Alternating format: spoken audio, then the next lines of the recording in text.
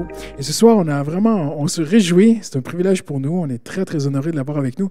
On a le président de l'Action missionnaire des Assemblées de Dieu, Jean-Luc Zolésio, qui est avec nous. Il est venu l'an dernier. Et donc, on soutient l'Action missionnaire et je pas faire la présentation à sa place. Il va vous raconter un peu. Il y a beaucoup de choses qui se passent dans le monde entier pendant que nous, on est ici. Jésus-Christ est à l'œuvre partout. Amen. Et on prie pour les missionnaires régulièrement ici. On prie pour les chrétiens persécutés. Régulièrement, on prie pour les missionnaires. Régulièrement, on prie pour les églises. Si vous êtes avec nous les mardis soirs. Alors, on est très, très heureux d'avoir avec nous. Sans plus tarder, je lui laisse vraiment toute la place. Et j'aimerais qu'on puisse te souhaiter la bienvenue, qu'ils se sentent vraiment en famille avec nous ce soir.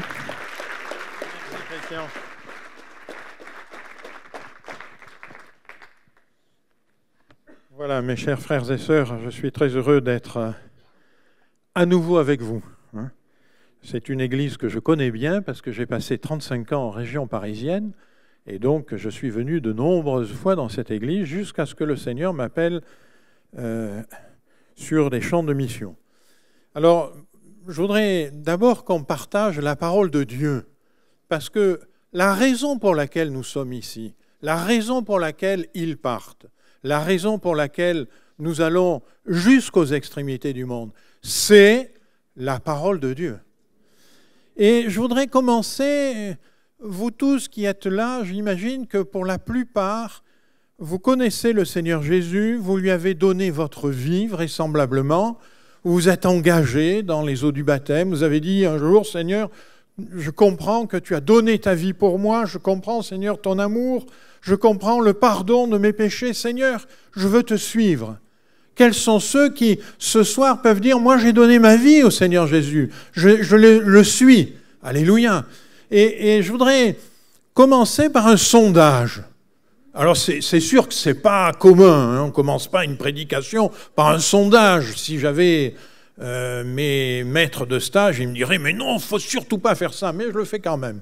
On va commencer, alors on a dit que si tu peux mettre le PowerPoint, mon frère là-bas, la montagne est très belle, c'est peut-être le mont Zion, non mais c'était pas ça. Le sondage, il est très simple, vas-y, voilà. Le sondage, Jésus est venu pour faire quoi? Je dis pour faire, c'est-à-dire une action. Il est venu pour faire quoi? Alors, on va lire un passage de l'Évangile et puis ensuite, on essaiera de voir la réponse à cette question. Mais c'est bien que dans vos cœurs, vous puissiez vous dire, Seigneur, je t'ai donné ma vie, je te suis, mais au fond, tu étais venu pour faire quoi? Parce que je constate que dans les églises où je passe, quand on pose cette question, on a de multiples réponses qui toutes sont certes vraies, mais qui ne sont pas exactement la réponse à la question qui est là. Alors on va lire, si vous voulez bien, dans l'Évangile de Luc, des passages qu'on connaît bien.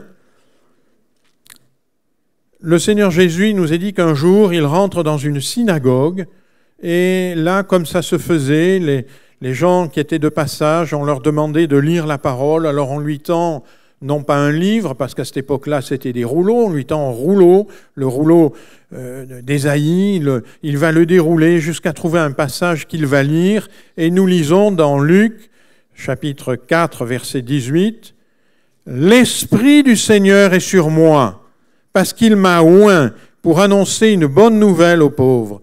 Il m'a envoyé pour guérir ceux qui ont le cœur brisé, pour proclamer aux captifs la délivrance, et aux aveugles le recouvrement de la vue, pour renvoyer libres les opprimés, pour publier une année de grâce du Seigneur. » Ensuite, il roula le livre, le remit aux serviteurs et s'assit.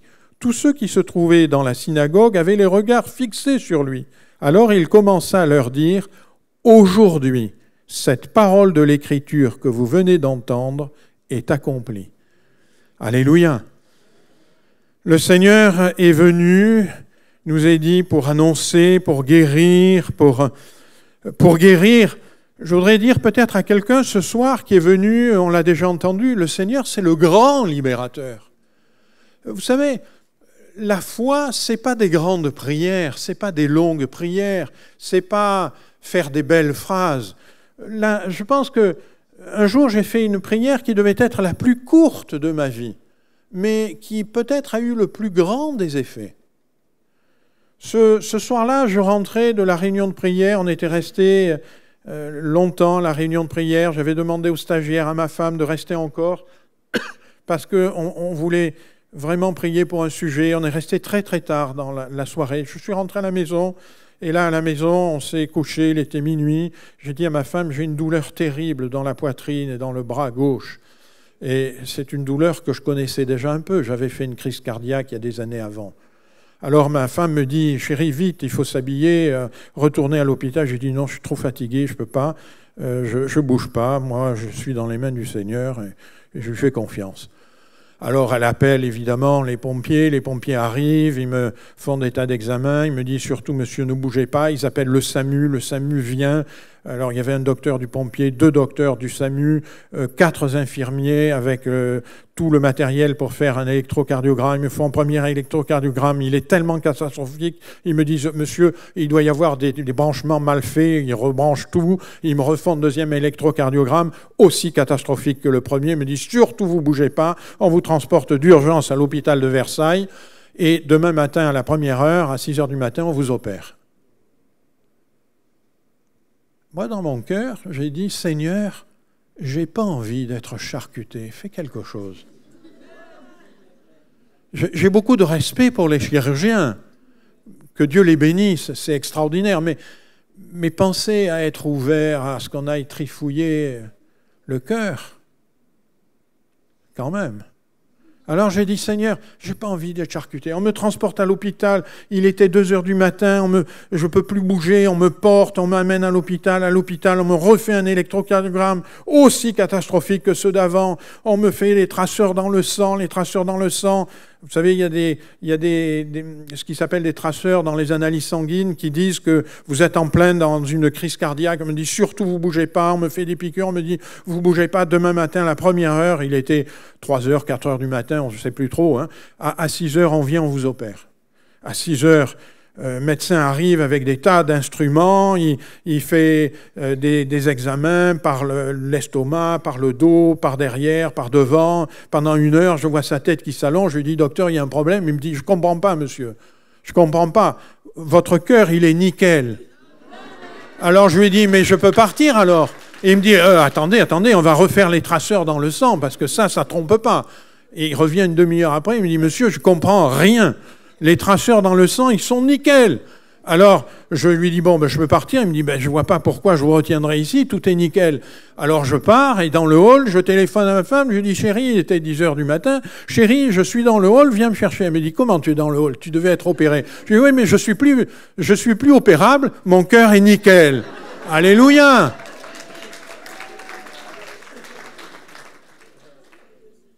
Je suis venu pour annoncer une bonne nouvelle aux pauvres, pour guérir ceux qui ont le cœur brisé. J'avais le cœur brisé, pas simplement le cœur au sens de l'émotion, mais le cœur vraiment, le cœur brisé. Mais le Seigneur est venu pour guérir, alléluia.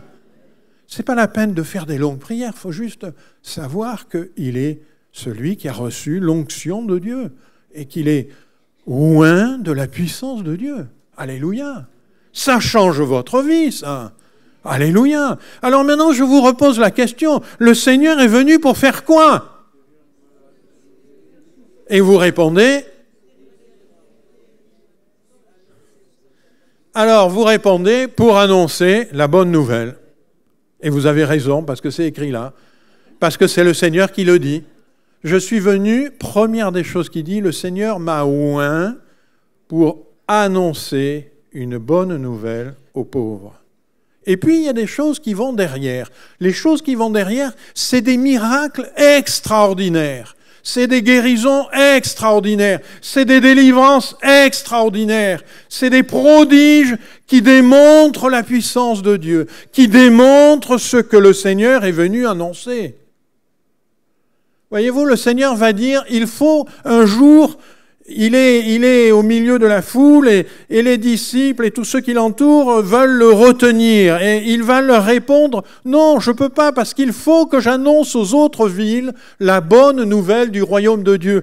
Car c'est pour cela que j'ai été envoyé. Le Seigneur Jésus n'est pas venu pour guérir, il guérit, mais il n'est pas venu pour guérir, il est venu pour annoncer le royaume de Dieu. Qu'est-ce que c'est le royaume de Dieu ? Mais le royaume de Dieu, ça veut dire que tu deviens citoyen d'un royaume où c'est Dieu qui règne.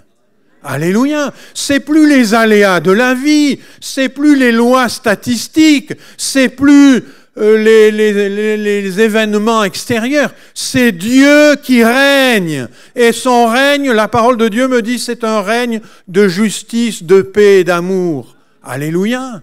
Mais ça change tout. Mais le Seigneur est venu et il dit, c'est pour ça que j'ai été envoyé. C'est-à-dire que quand Jésus est venu, il a été oint de la puissance de Dieu, mais il a reçu, si j'ose dire, une lettre de mission, un ordre de mission. Sa mission, c'est annoncer le royaume de Dieu. Annoncer à tout homme, mon ami, tu peux vivre non plus sous les événements, sous la pression de la maladie, sous la pression de ceci, sous les aléas de cela, mais tu peux vivre dans le royaume de Dieu. Tu peux entrer dans le royaume de Dieu. Tu peux voir Dieu régner dans ta vie. Et quand Dieu règne dans ta vie, alors ça change tout. Alors il y a des miracles, alors il y a la puissance de Dieu, alors il y a la paix, alors il y a la libération, alors il y a l'espérance, alors il y a l'amour, alors il y a un souffle de vie qui n'a rien de comparable avec ce que tu as connu jusqu'à présent. Voyez-vous, l'annonce de la bonne nouvelle, elle comprenait aussi la croix. Parce que pour entrer dans le royaume de Dieu, il est nécessaire d'avoir une porte. Comme pour l'Église, pour entrer dans l'Église, il a fallu que vous passiez par la porte. Et pour entrer dans le royaume de Dieu, il y a un passage obligé, c'est la croix. Annoncer la bonne nouvelle était cependant sa priorité. C'est lui qui le dit, c'est pour ça que j'ai été envoyé. Seulement, on ne peut pas annoncer le royaume de Dieu sans annoncer la façon d'y entrer. La bonne nouvelle du royaume de Dieu, évidemment, c'est l'annonce aussi de la croix. L'annonce du royaume de Dieu sans la croix, elle ne sert à rien. C'est comme si vous disiez, il y a une église à, 44 rue de la Roquette, il y a une église 44 rue de la Roquette, mais la porte est toujours fermée. Ça ne m'intéresse pas, si je ne peux pas y entrer. L'annonce du royaume de Dieu ne sert à rien s'il n'y a pas la porte d'entrée, la croix.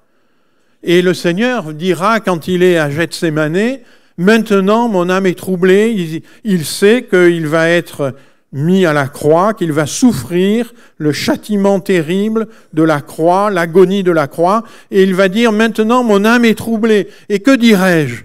« Père, délivre-moi de cette heure. » Mais c'est pour cela que je suis venu jusqu'à cette heure. C'est-à-dire que dans la mission de Jésus, il y avait l'annonce du royaume de Dieu, mais il y avait aussi la croix.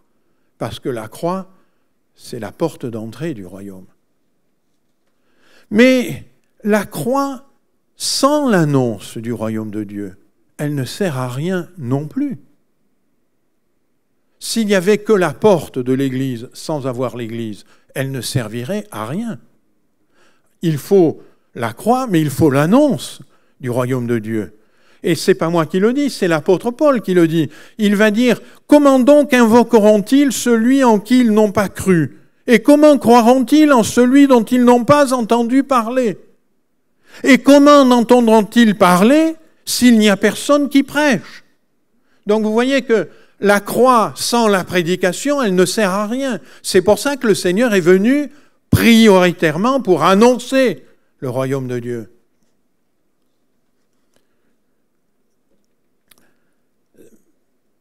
Si je regarde la mission que le Seigneur Jésus va laisser à ses apôtres et aux disciples, aux apôtres, il va leur dire, « Allez plutôt vers les brebis perdues de la maison d'Israël. Allez, prêchez et dites, le royaume des cieux est proche. Guérissez les malades, ressuscitez les morts, purifiez les lépreux, chassez les démons. Mais la première des choses, c'est annoncer, prêcher, le royaume des cieux est proche. La priorité, c'est l'annonce du royaume de Dieu. Et pour appuyer cette annonce, il y a des miracles qui accompagnent cette annonce. Il y a la guérison, il y a les miracles, il y a les prodiges, il y a toutes ces choses jusqu'à ressusciter les morts. Parce que le Seigneur, il est tout puissant, y compris sur la mort. Alléluia. Allez prêcher. Je vous ferai remarquer que le Seigneur dit à ses disciples, allez. Est-ce que le Seigneur Jésus n'aurait-il pas eu conscience de vers où le monde a évolué? Est-ce que le Seigneur Jésus disait aller parce qu'à l'époque, il n'y avait pas Internet? Question qu'on pourrait se poser. On va regarder ça tout à l'heure. Puis Jésus, ensuite, va choisir 70 disciples. À ces 70 disciples, il leur dit, la moisson est grande. De quelle moisson parle-t-il? Il parle des hommes que Dieu veut sauver. Dieu aime tous les hommes et veut sauver tous les hommes. La moisson est grande, mais il y a peu d'ouvriers. Priez donc le maître de la moisson d'envoyer des ouvriers dans sa moisson. Permettez-moi de vous dire très fraternellement, je visite beaucoup d'églises, j'entends beaucoup de réunions, j'entends beaucoup de frères et de sœurs qui prient, et j'entends prier pour des tas de besoins. Et rarement, on élève notre voix pour dire « Père, envoie des ouvriers dans ta moisson ». Pourtant, le Seigneur Jésus dit ça à ses disciples. Priez pour que le Père envoie des ouvriers dans sa moisson. Mes frères et sœurs, quelle est notre mission ? Quelle est notre mission? Quelle est la mission de l'Église? La mission de l'Église et du chrétien, elle est très simple. C'est pas me faire du bien dans l'Église de Jésus-Christ. C'est vrai qu'on se fait du bien.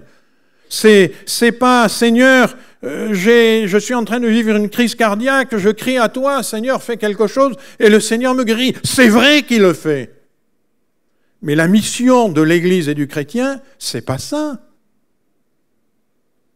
La mission de l'Église et du chrétien, c'est ce que le Seigneur va déclarer aux apôtres. Vous recevrez une puissance, le Saint-Esprit survenant sur vous, et vous serez mes témoins à Jérusalem, dans toute la Judée, dans la Samarie et jusqu'aux extrémités de la terre. Vous serez mes témoins, vous recevrez une puissance. Qu'est-ce que ça veut dire? Est-ce que c'est la puissance qui fait que nous sommes baptisés du Saint-Esprit, nous parlons en langue? Oui. Mais c'est bien plus que ça. C'est, vous recevrez la puissance du Saint-Esprit qui fera de vous d'authentiques témoins du royaume de Dieu. C'est-à-dire qui mettra sur vous la puissance du royaume de Dieu. Pourquoi ce soir je peux dire à qui que vous soyez ici, Dieu peut te guérir parce que la puissance de Dieu l'a fait chez moi, dans ma vie. Alors je peux te le dire, je suis un témoin authentique. Vous recevrez une puissance. Vous expérimenterez le royaume de Dieu vous-même et vous serez mes témoins. Et vous pourrez dire aux hommes et aux femmes qui vous entourent, Dieu peut le faire pour toi, Dieu peut te sauver parce qu'il m'a sauvé, Dieu peut pardonner tes péchés parce qu'il a pardonné les miens, Dieu peut te redonner l'espérance parce qu'il a fait dans ma vie, Dieu peut te guérir parce qu'il a fait dans ma vie, Dieu peut pourvoir à tes besoins parce qu'il a fait dans ma vie. Je ne veux pas tout vous raconter, j'ai écrit un petit bouquin parce que j'ai vu de tels miracles dans ma vie, je me suis dit je ne peux pas garder ça pour moi, il faut que je l'écrive. Il est à la sortie, vous voyez. Vous serez mes témoins à Jérusalem, c'est-à-dire lorsque le Seigneur Jésus dit cette parole, il est à Jérusalem. C'est-à-dire vous serez mes témoins là où vous êtes, là. Et puis dans la Judée, c'est-à-dire tout autour. Et si le Seigneur Jésus était là ce soir, il dirait, et il vous dit par ma bouche, vous serez des témoins à Paris. Et puis, non seulement à Paris, mais dans la région parisienne. Et puis, dans la Samarie. Ouh, la Samarie.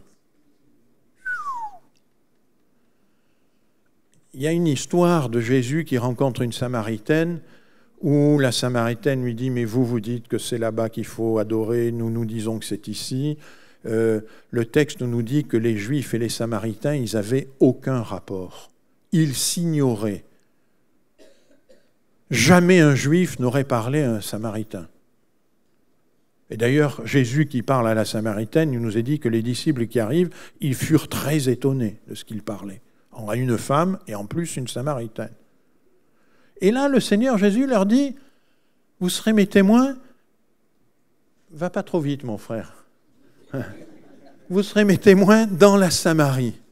Là où justement vous pensiez que c'est pas la peine qu'on aille voir ces gens-là. Là où vous pensiez qu'ils ne comprennent rien. Là où vous pensiez qu'ils sont tellement tordus que c'est même pas la peine de leur parler. Là où vous les haïssez.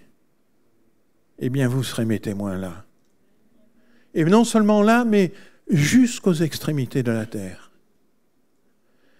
Qu'est-ce que va encore dire le Seigneur? Il va dire, avant de monter au ciel dans la gloire, allez, faites de toutes les nations des disciples. Faites de toutes les nations des disciples. Qu'est-ce qu'il avait dit à ses apôtres? Allez auprès des brebis perdues. C'est-à-dire pas ceux qui connaissent l'Évangile, ceux qui ne le connaissent pas. Allez, faites de toutes les nations des disciples, les baptisant au nom du Père, du Fils, du Saint-Esprit. Enseignez-leur à observer tout ce que je vous ai prescrit. Et voici, je suis avec vous tous les jours jusqu'à la fin du monde. On aime beaucoup ce dernier verset. Ah, c'est sûr, ça fait du bien. Hein? Eh Seigneur, tu es avec nous jusqu'à la fin du monde. C'est vrai que le Seigneur est avec nous. Mais ce verset, dans le contexte, il n'est pas indépendant de ce qui vient avant. D'ailleurs, il commence par « et », ce qui est une... Avant, on appelait ça une conjonction de coordination. Quand je dis ça, ma femme me dit « Chérie, il ne faut plus que tu dises ça, c'est vieux, maintenant on dit autrement. » Oui, mais j'ai l'âge que j'ai. Hein. Mais ça relie les deux phrases. Et le Seigneur dit, quand vous faites ça, quand vous allez, quand vous voulez faire de toutes les nations des disciples, quand vous voulez les baptiser, quand c'est ça votre objectif, quand vous voulez leur enseigner toutes les paroles que je vous ai prescrites, alors, ce que vous ne pourrez pas faire, moi je vais le faire parce que je serai avec vous. Alléluia. Rapidement, une Indonésienne, 56 ans, musulmane, elle entend un missionnaire parler de l'assurance du salut. Et elle rentre chez elle, en rentrant chez elle, elle raisonne en elle-même et dit « ça fait des années que j'ai une religion, j'ai aucune assurance. Alors, c'est pas normal. Je vais prendre 3 jours, je vais jeûner, je vais prier, et je vais demander à mon Dieu de me donner une assurance. » Alors elle commence, elle prie, elle commence à jeûner, au bout de 2 jours qu'elle jeûne, elle entend une voix, celle du Seigneur Jésus, qui lui dit « Je suis Jésus. Celui qui veut venir au Père ne peut venir que par moi. » Waouh! Elle se lève tout émue, elle va voir le missionnaire, elle lui dit « Parle-moi de ton Jésus. » Bien sûr, le missionnaire, lui, il lui en parle. Hein. Elle se convertit, elle, son mari, ses enfants, toute la famille. Le missionnaire, il fallait qu'il parle, il fallait qu'il aille, il fallait qu'il parle. Il ne pouvait pas toucher le cœur. Ça, c'est le Seigneur qui le fait. Et voici, je suis avec vous. Mes frères et sœurs, la mission de l'Église et la mission du chrétien, c'est aller et annoncer. Aller et annoncer, alors j'ai fait un dessin très simple. Hein. Il y a la ville, Jérusalem. La Judée, c'est la région. Et puis la Samarie. Ah, la Samarie, il y a un choc de culture. C'est pas du tout pareil, la Samarie. Et puis les extrémités du monde, c'est encore très différent. Mais le Seigneur nous demande d'aller dans tous ces cercles-là. Le rôle de l'église de Bastille, c'est d'aller dans la ville. Le rôle de l'église de Bastille, c'est d'aller dans la région. Le rôle de l'église de Bastille, c'est prier le Père qu'il envoie des ouvriers dans le choc de culture et jusqu'aux extrémités du monde. Parce que tous, vous ne pouvez pas y aller. Mais ceux que le Seigneur appelle, ils peuvent y aller. Je vais vous donner des exemples pour montrer que ce verbe « aller », il n'est pas innocent de la part du Seigneur Jésus. J'ai pris un exemple au Congo, notre sœur et frère Renaud, qui sont missionnaires au Congo. Au Congo, l'évangile se répand très vite. En 2017, il y a une nouvelle église à Makaou, à 600 km au nord de Brazzaville. Comment elle est née? Il faut savoir que 600 km au nord de Brazzaville, en 2017, il y a eu une pression forte de Boko Haram qui a fait semer la terreur, qui a fait des morts, si bien que même les écoles fermées dans le nord du Congo de peur des exactions de Boko Haram. Mais eux, ils y sont allés, ils ont fait une mission de 3 jours. Au bout de 3 jours, il y a 130 personnes qui se sont engagées, il y a un fou muet et des malades qui ont été guéris. Le premier culte, il y avait 172 personnes. Et l'Église ne cesse de croître, parce qu'il y en a qui prêchent, et il y a la puissance du royaume de Dieu qui est démontrée. Alléluia. Et voici, je suis avec vous. Ce n'est pas nos frères et nos sœurs qui ont fait les miracles, c'est le Seigneur qui fait les miracles. Il est avec eux. Il fallait qu'ils y aillent. Toutes les populations là-bas, auxquelles ils prêchent l'Évangile, ce n'est pas par Internet, ce n'est pas par ces choses-là que vous allez les toucher. Hein. Souvent, ils n'ont pas l'électricité, l'ordinateur forget, hein, oublie-le. Hein. Il faut aller. Je vais vous donner un exemple que je connais bien, l'Indonésie, l'île de Papouin. J'y suis allé, vous voyez, ils m'ont mis un chapeau papou, là. Hein. En 2017, on a fait une réunion exceptionnelle. J'étais de passage, ils m'ont dit on va faire une réunion. Ils ont loué une salle commune. Il y avait 800 personnes qui étaient présentes, très peu de chrétiens. Ils ont invité tout le monde autour. On a prêché, on a fait un appel, 120 personnes se sont avancées, ont donné leur cœur au Seigneur, on a prié pendant 3 heures derrière. Ce que la photo ne vous montre pas, c'est qu'il faisait 42 en entrant dans la salle et qu'au bout de 2-3 heures de réunion, il devait faire pas loin de 50 et que j'ai dû perdre 3 ou 4 kilos d'eau ce jour-là. Hein.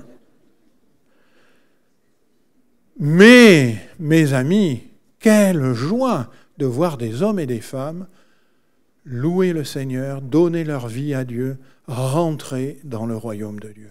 Alléluia. Alléluia. Ces gens-là, il fallait que quelqu'un y aille. Ce n'est pas des gens qui... La Papouasie, c'est une espèce de mix entre l'Afrique et l'Indonésie. C'est pauvre, très pauvre. Là, c'est en y allant, en étant un témoin, que le Seigneur touche les cœurs. Il faut y aller.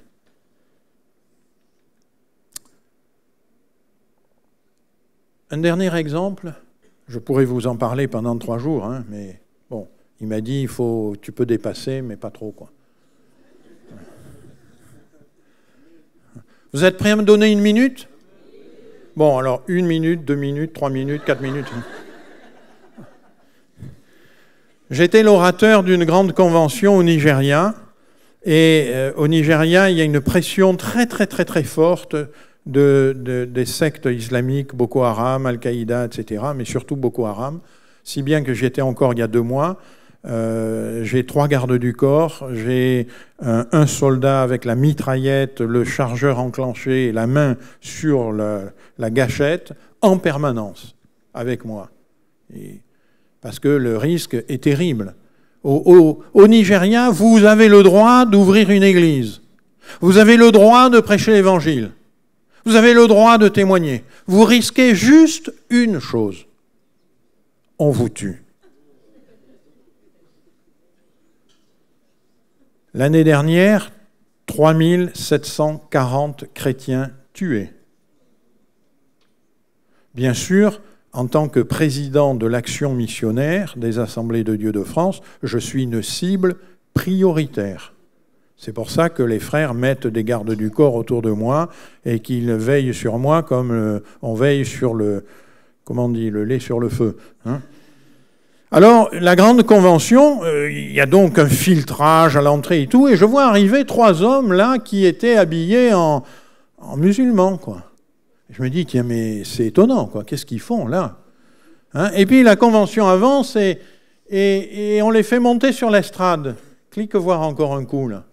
Et voyez, celui qui est ici, là, le plus à droite pour vous, il prend la parole. Alors c'est en anglais, le Nigeria est anglophone. Et il explique qu'il vient du nord du Nigeria, là où il y a Boko Haram. Et que lui, personnellement, il a tué de nombreux chrétiens. Vous savez, après la convention, là, il y avait 2000 personnes, mais on entendait les mouches, hein. Il a tué de nombreux chrétiens. Mais au fur et à mesure qu'il les tuait, il disait « Je vois l'amour chez eux. Je vois qu'il y a de l'amour chez eux. » Ça l'a tellement touché qu'il s'est dit « Mais qui c'est ce Jésus-Christ ?» Alors il a lu l'Évangile et la parole de Dieu l'a touché. Et elle a tellement touché qu'il est allé voir des missionnaires. Il a dit, mais parle-moi de Jésus, enseigne-moi. Les missionnaires l'ont enseigné, il est devenu pasteur et maintenant il prêche l'évangile là où il a mis à mort les chrétiens. C'est un pôle moderne. Et les organisateurs de la convention, je faisais partie du comité exécutif, ils nous ont demandé de monter sur l'estrade, de l'embrasser, de le serrer dans les bras. On a pleuré de joie ensemble. Et pendant que je le serrais dans mes bras, je disais au Seigneur, comme Ananias, « Seigneur, tu as vraiment changé son cœur, hein ?»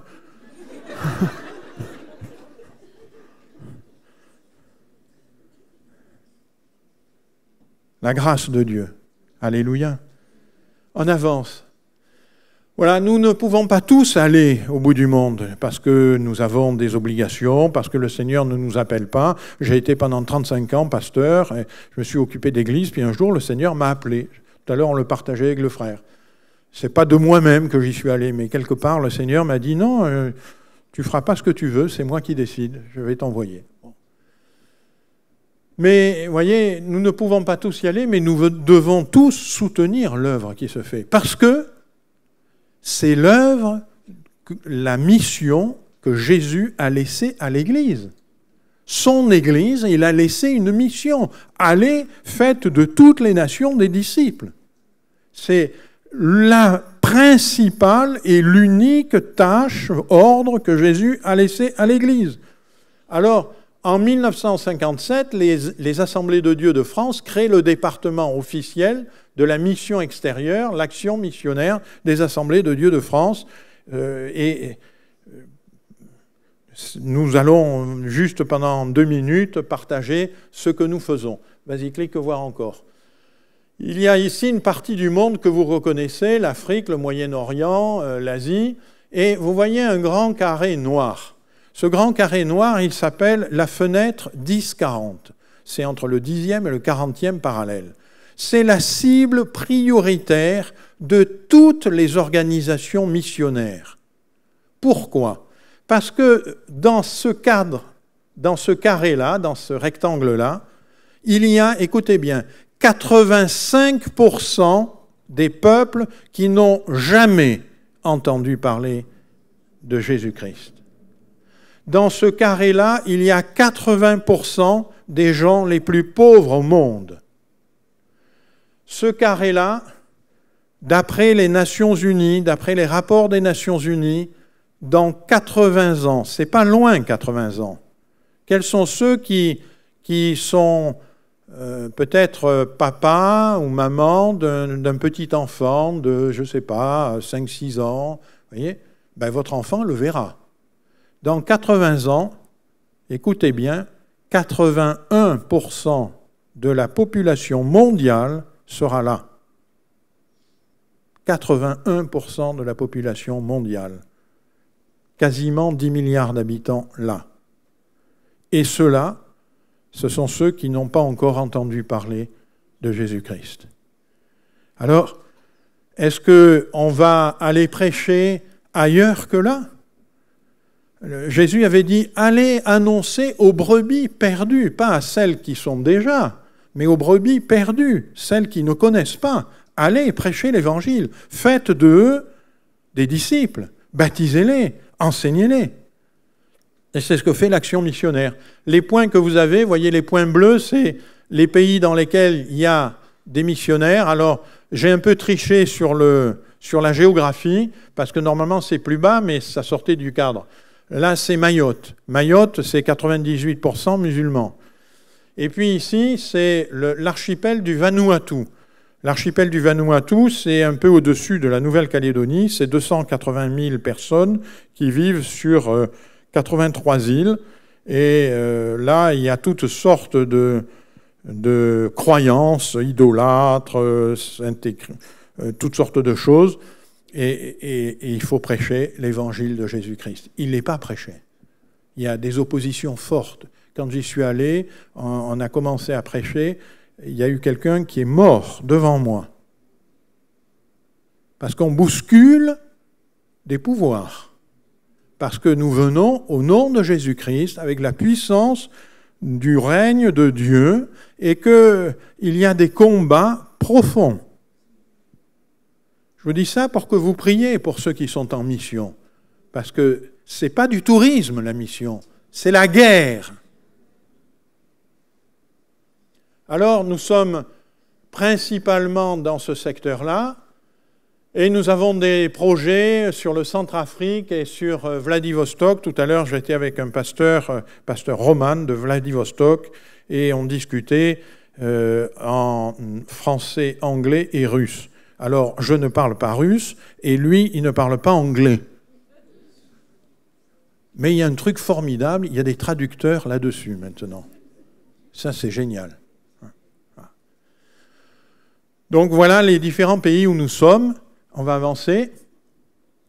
J'ai essayé de vous mettre ici le détail. Vous voyez, dans le cadre bleu, c'est les pays dans lesquels nous avons des missionnaires. Algérie, on vient de s'en faire expulser un. Donc il y a encore une petite activité, mais quand on nous met dehors par la porte, nous on rentre par la fenêtre. Hein. Voilà. Et puis il y a des pays où c'est en rouge parce que ce n'est pas des missionnaires qui viennent de la France, mais c'est des missionnaires formés par nos missionnaires qui sont à côté, qui ont pris des gens du pays et qui les envoient le pays d'à côté. Et ils sont quand même soutenus par nous. C'est le cas, par exemple, au Cambodge. C'est notre équipe au Vietnam qui a formé 4 évangélistes qui sont au Cambodge. Et en Gambie, c'est notre équipe au Sénégal qui a formé un évangéliste et un missionnaire en Gambie. Voilà. Nous sommes l'action missionnaire, ça représente à peu près 150 personnes, 37 missionnaires qui sont sur les champs de mission qui sont là, et 100 collaborateurs, c'est-à-dire des pasteurs locaux, des directeurs d'écoles chrétiennes, des directeurs d'orphelinats, que nous soutenons. L'objectif, c'est d'établir le royaume de Dieu dans tous ces pays-là. C'est de leur faire connaître la puissance du royaume de Dieu. Non pas simplement de devenir des chrétiens, au sens où on adopte une culture judéo-chrétienne. Vous savez que dans ce pays, en France, plein de gens qui ont une culture chrétienne. Mais ils ignorent complètement la puissance du royaume de Dieu. Et puis on a des projets pour 2020 qui est le Centrafrique, envoyer un couple en Centrafrique, et puis en Russie. Nous avons aussi des pays où nous avons un soutien opérationnel, c'est-à-dire que nous y allons ponctuellement et nous soutenons les églises ADD parce qu'elles sont déjà nées, elles ont déjà grandi et elles n'ont plus besoin qu'on soit tout le temps là. Si vous voulez, elles sont devenues un peu adultes, donc ce n'est pas nécessaire qu'on soit là. On vient juste les soutenir, les aider financièrement, mais on n'est plus tout le temps là. Le budget annuel, vous le voyez, c'est de l'ordre de 1,65 million d'euros. On va avancer. Voilà, notre travail, c'est celui du jardinier. Est-ce qu'il y a des jardiniers ce soir parmi nous? Levez voir votre main. J'en vois un qui est jardinier. Quelques-uns sont jardiniers. Un jardinier, il met une graine dans la terre. Et quand il arrive le lendemain, qu'est-ce qu'il voit? Rien. Mais il va l'arroser, cette graine, patiemment, et il va, sans même s'en rendre compte, faire confiance à Dieu. Il va faire confiance que cette graine qu'il a mise en terre, qui paraît insignifiante, qui paraît sans vie. Moi, j'avais un jardin, je plantais des radis. La première fois que j'ai eu un jardin, j'ai planté des radis. Alors, c'est des toutes petites graines noires, toutes petites. Deux têtes d'épingle, 3 têtes d'épingle, noires. Vous les prenez, vous écoutez, il n'y a rien qui bouge, il n'y a rien qui vit, ça sent rien, c'est noir. Vous le mettez dans terre, vous arrosez une douzaine de jours, il sort un radis blanc, rouge, avec des tiges vertes. Waouh! Pourtant, la graine, je l'avais mise noire. Il n'y avait rien, quoi. C'était une graine inerte. Mais Dieu a fait croître. Ce que nous faisons, c'est que nous plantons la parole de Dieu dans les cœurs, dans les pays, chez les responsables, chez les enfants. Nous plantons la parole de Dieu. Et Dieu va faire pousser des champs, comme pour le jardinier. Nous travaillons dans 4 domaines. L'évangélisation, l'enfance, parce que dans tous ces pays-là, l'enfance est dans une misère terrible. Je vous donne un exemple. Le président des Assemblées de Dieu de Madagascar, aujourd'hui, il s'appelle Arthur Rimananaji. Son témoignage, c'est à 6 ans, il a perdu ses parents. Il était dans la rue. C'est lui qui me le disait devant des témoins.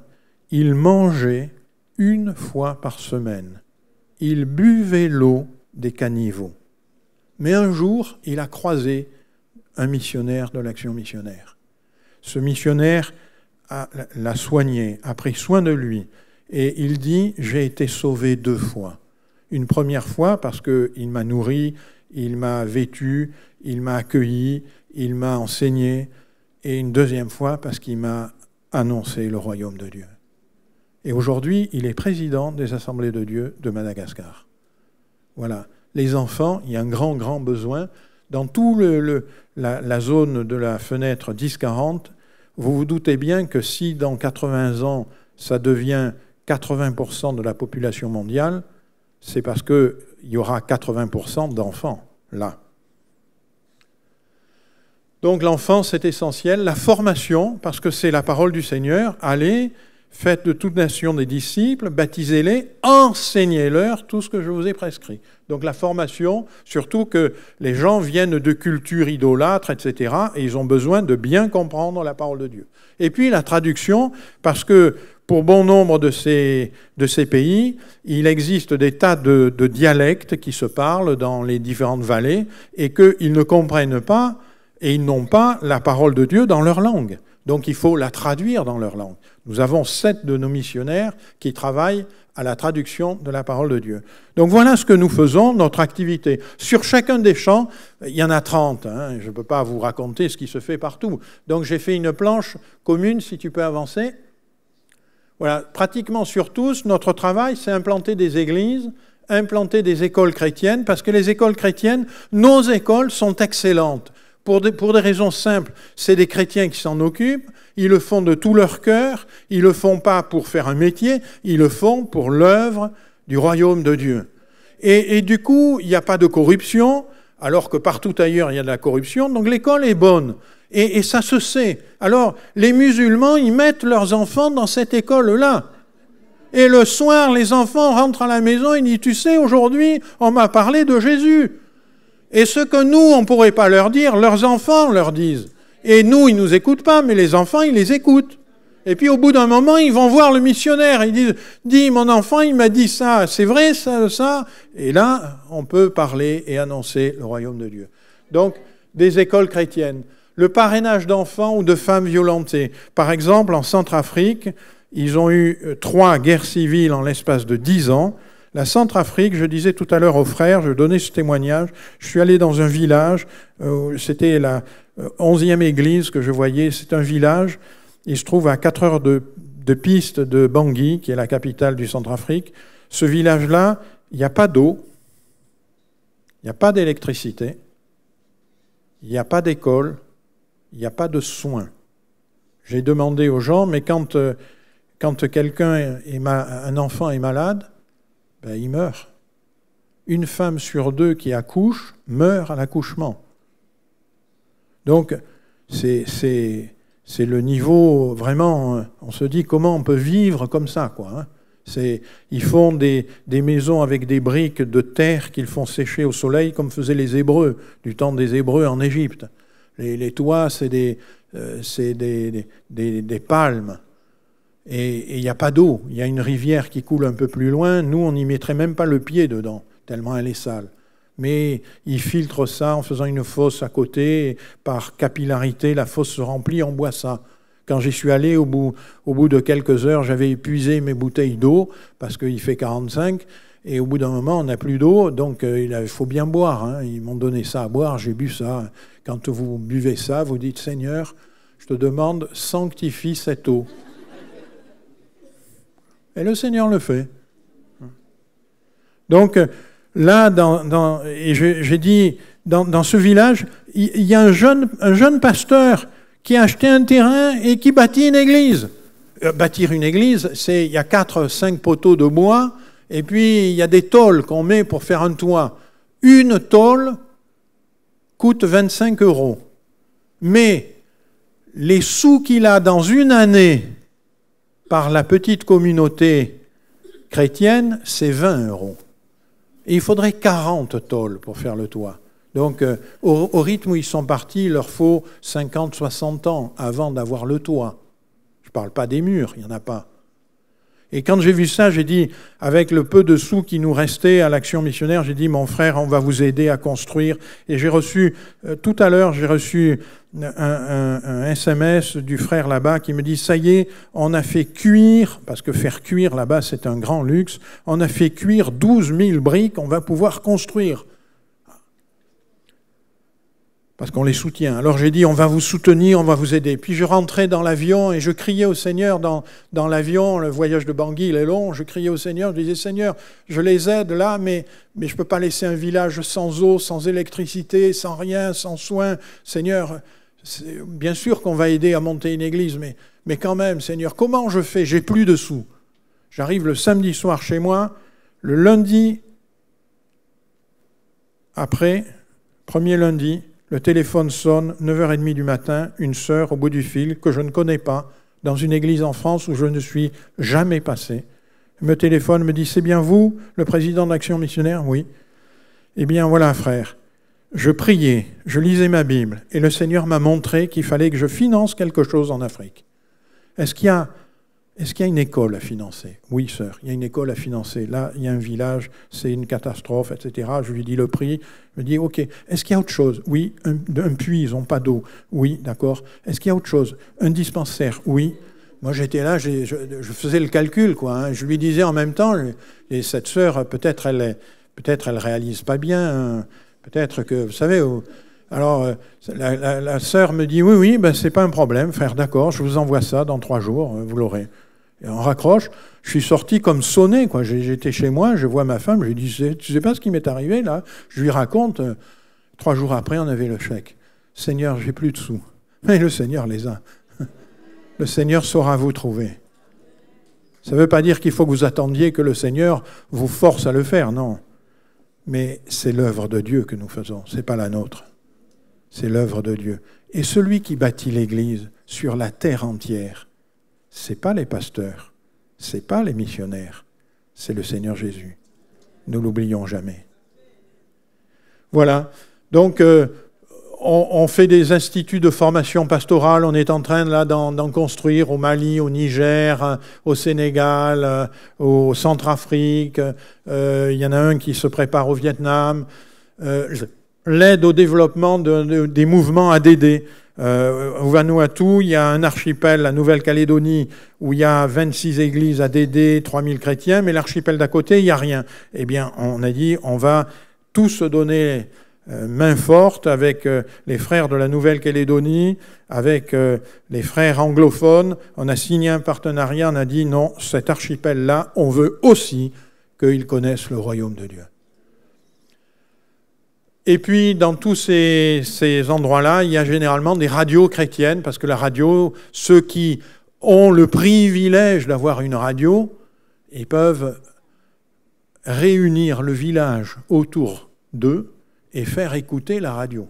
Alors ça, c'est Nous, une radio qui parle, on l'arrête parce qu'elle nous dérange. Mais eux, une radio, c'est quelque chose de tellement rare que tout le village se regroupe pour écouter une radio qui parle. Et c'est un moyen de toucher comme ça tout un village. Voilà, mes frères et sœurs, on va avancer. Chaque mois, nous éditons Agir ensemble, qui vous donne des nouvelles très brèves des chants et des sujets de prière particuliers. Par exemple, récemment au Burkina Faso, il y a eu une terrible famine dans le nord et on a aidé pour que les frères ne meurent pas de faim. Dans Pentecôte, vous avez toujours une page pour l'action missionnaire et puis tous les 3 mois, on sort un magazine qui s'appelle « En mission avec eux ». Il y en a quelques versions qui sont un peu anciennes, veuillez m'excuser, mais je vais amener ce que j'avais, qui sont là-bas. Elles sont en libre service, prenez-les, elles sont à votre disposition. Voilà. Un dernier transparent et je m'arrête. Il y a un site, Action Missionnaire, vous pouvez aller dessus, vous pouvez cliquer, vous pouvez recevoir les nouvelles de l'Action Missionnaire, vous pouvez prendre des renseignements sur les projets et très bientôt, nous allons avoir un espace particulier sur le site pour donner des ressources pour les moniteurs d'école du dimanche, pour ceux qui veulent animer des réunions missionnaires. Nous organisons des séjours missionnaires pour vous. Des séjours sur les champs de mission. Il y a de la doc là-bas, c'est-à-dire en Israël, à Mayotte, au Tchad, au Sénégal, au Bangladesh. Je crois que cette année, c'est tout. Mais c'est déjà pas mal. On amène les gens sur les terrains de mission, voir ce que c'est que la mission, comment évangéliser ceux et celles qui n'ont jamais entendu parler de Jésus-Christ. Et puis, on les emmène dans des pays où la sécurité est quand même garantie. On ne peut pas vous emmener, par exemple, en Centrafrique aujourd'hui. La dernière fois que j'étais en Centrafrique, je prenais mon petit déjeuner à 20 mètres de moi, il y avait des rafales de mitraillettes. Bon, c'est pas vers moi qui tirait, donc tout allait bien. Mais quand même, bon, on ne peut pas amener n'importe qui, vous voyez. Donc on vous emmène dans des endroits où la sécurité est garantie. Mais on ne vous emmène pas faire du tourisme, on vous emmène vivre la vie et le travail des missionnaires. Ce que disait Christian tout à l'heure, ceux qui vont faire un voyage missionnaire comme ça, ils reviennent, ils comprennent l'Évangile différemment. Ils ont dans le cœur un feu qui n'a plus rien à voir avec ce qu'ils connaissaient avant. Je disais à Christian, je suis maintenant depuis à peu près 4 ans président de l'Action missionnaire, je voyage un peu partout dans le monde. Il y a quelque chose qu'on sait, on le sait intellectuellement, mais quand vous le voyez, ça change tout. Vous voyez des hommes, des femmes qui vivent dans un dénuement complet, qui ont des besoins primaires, qui n'ont aucune éducation, qui n'ont pas eu le privilège que nous avons, qui n'ont pas le confort que nous avons. Et cependant, la parole de Dieu et l'Esprit de Dieu fait le même miracle en eux qu'en nous. Et vous voyez que la parole de Dieu, vous voyez que ce que le Seigneur a annoncé ce jour-là dans la synagogue, aujourd'hui, cette parole est accomplie. C'est vrai ici, 44 rue de la Roquette, et c'est vrai jusqu'aux extrémités de la terre. Et ça, c'est beau. Vous voyez des hommes et des femmes qui donnent leur vie à Jésus-Christ, qui expérimentent la puissance du royaume de Dieu. Alléluia. Que Dieu vous bénisse, mes frères et sœurs.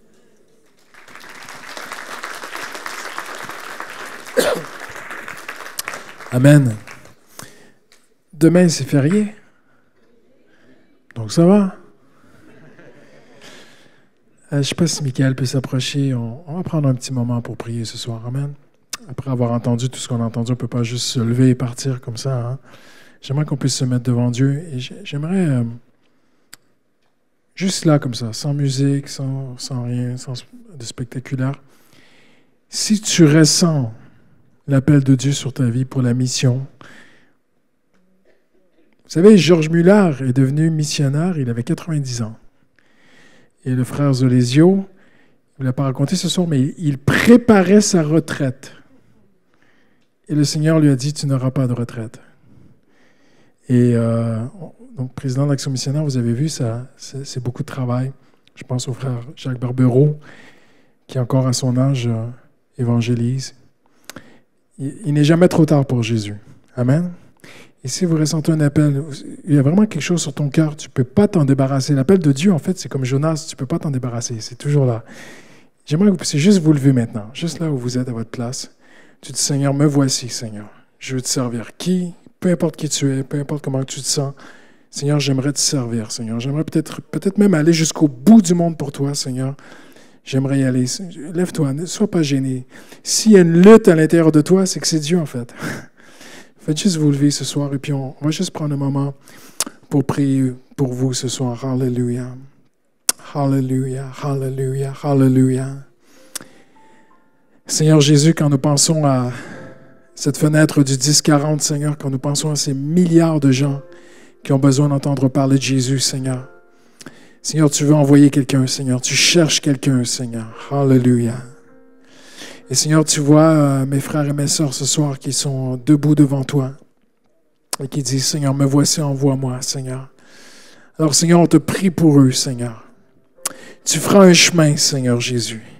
Et Seigneur, en terminant ce soir, nous voulons croire que dans une réunion si simple et si ordinaire comme ce soir, tu peux faire quelque chose d'extraordinaire dans le cœur d'un homme ce soir, Seigneur. Quelque chose peut être semé dans le cœur de quelqu'un ce soir. Alléluia.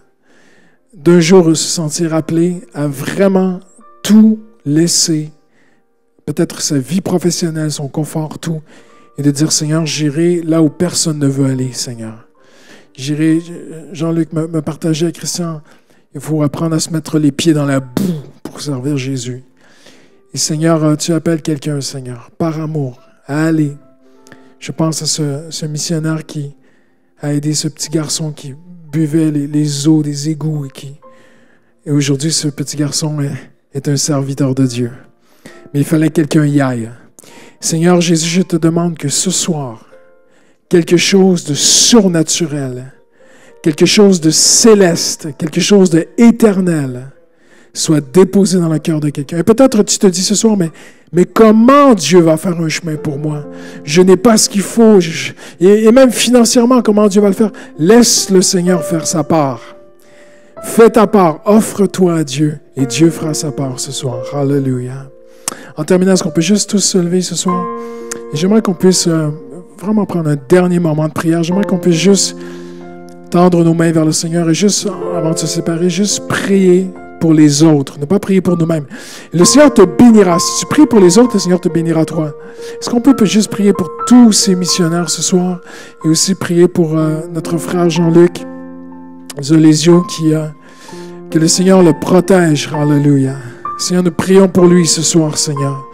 Tu guides ses pas, Seigneur. Tu lui donnes sagesse dans les décisions qu'il doit prendre, Seigneur Jésus. Seigneur, tu pourvois. Tu lui donnes tout l'argent qu'il a besoin, Seigneur, pour tous les projets, Seigneur, qui sont inspirés de ton cœur, Seigneur. Tu es le Dieu de la veuve et de l'orphelin, Seigneur Jésus. Seigneur, tu le protèges, Seigneur. Seigneur, tu bénis sa femme. Tu bénis sa famille, Seigneur. Il est souvent en déplacement, il est souvent loin. Il y a la solitude, Seigneur. Il y a un sacrifice, Seigneur. Et Seigneur Jésus, nous te prions pour lui ce soir. Tu le bénis, Seigneur Jésus.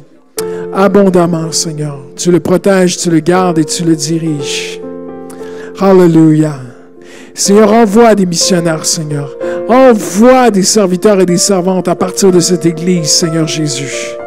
Dans le nom de Jésus. Dans le nom de Jésus. Amen. Amen. C'est beau de voir ce que Jésus fait. Amen. Dans le monde entier.